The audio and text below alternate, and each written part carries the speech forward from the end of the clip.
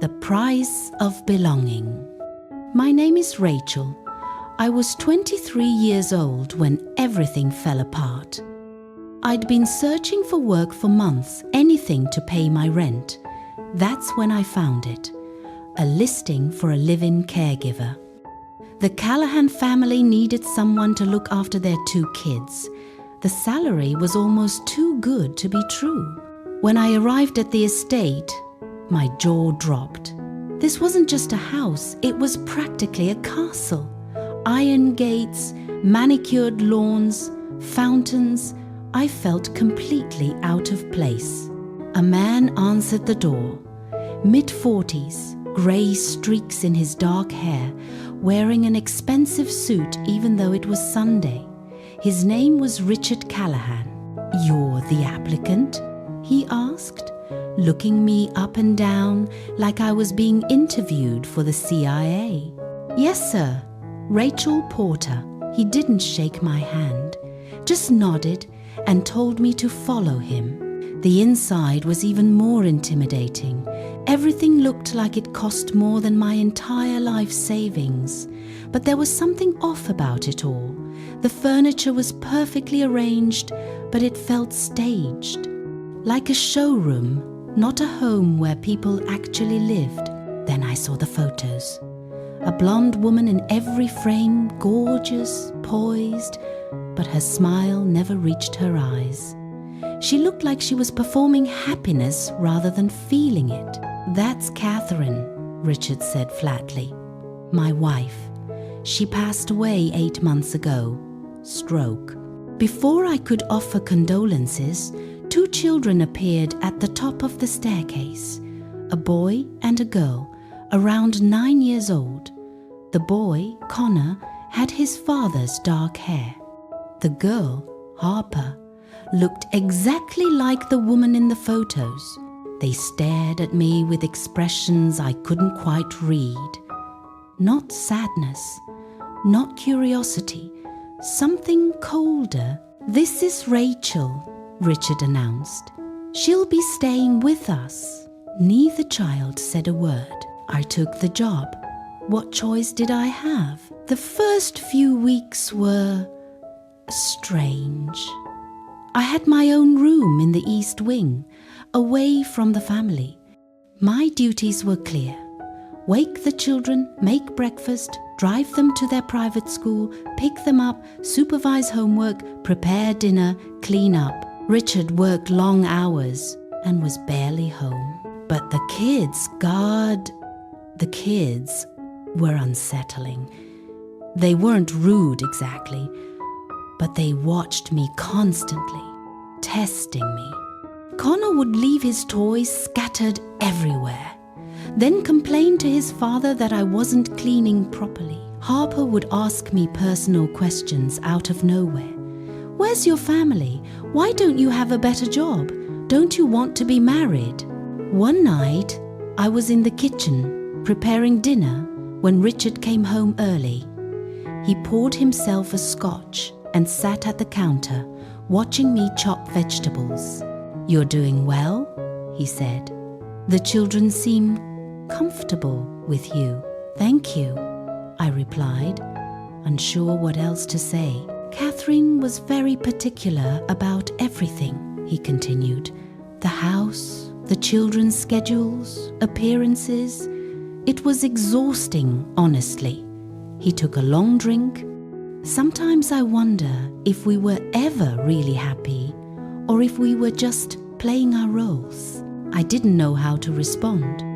This felt too personal. Over the next month, Richard started coming home earlier. He'd find reasons to talk to me, asking about my day, my background, my dreams. At first, I thought he was just lonely. But then, the compliments started. "You have a beautiful smile, Rachel. You're so natural with the children. Not forced." Like, he never finished that sentence, but I knew he meant Catherine. One evening, after the kids were asleep, Richard asked me to join him for a glass of wine in the study. I should have said no, but I didn't. We talked for hours. He told me about his unhappy marriage, how Catherine had been controlling and cold, how she'd cared more about their social status than their family, how he'd felt trapped for years. And then you came, he said, moving closer to me on the sofa. And suddenly, this house doesn't feel like a prison anymore. He kissed me. And God help me, I kissed him back. It became our secret. Stolen moments when the children were at school or asleep. He made me feel special, seen, wanted. He talked about us having a future together, maybe even getting married once enough time had passed. I let myself believe it. Then one Tuesday afternoon, a woman showed up at the door, elegant, sharp-eyed, wearing all black. She introduced herself as Victoria Catherine's older sister. She looked at me like I was dirt on her shoe. "So you're the new help," she said, her voice dripping with disdain. Over the next hour, Victoria made it clear she was watching me. She asked pointed questions about my duties, my relationship with Richard, my intentions. I tried to act professional, but my hands were shaking. After she left, Richard assured me it was nothing. Victoria's always being dramatic. Don't worry about her. But I should have worried. A week later, I came home from dropping the kids at school to find Victoria sitting in the living room with Richard, and between them, spread across the coffee table, were photographs. Photographs of Richard and me, kissing, in his bedroom, taken through the windows. My blood turned to ice. "Sit down, Rachel," Victoria said calmly. I couldn't move. "Did you really think," she continued, "that you could just walk into my sister's home and take her place? That there wouldn't be consequences?" "Victoria," Richard started, but she cut him off. "I hired a private investigator the day I met her," she said. I knew something was off. And I was right. She picked up one of the photos. "This is grounds for a lawsuit, Richard. Inappropriate relationship with an employee in the home where your children live. I could take the kids from you, destroy your reputation, your career." Richard's face had gone pale. "What do you want?" Victoria smiled. "I want her gone. Today. And I want you to establish a trust fund in Catherine's name, $1 million managed by me for the children's benefit. Do that, and these photos disappear." I finally found my voice. "Richard, you can't. Get out," he said quietly.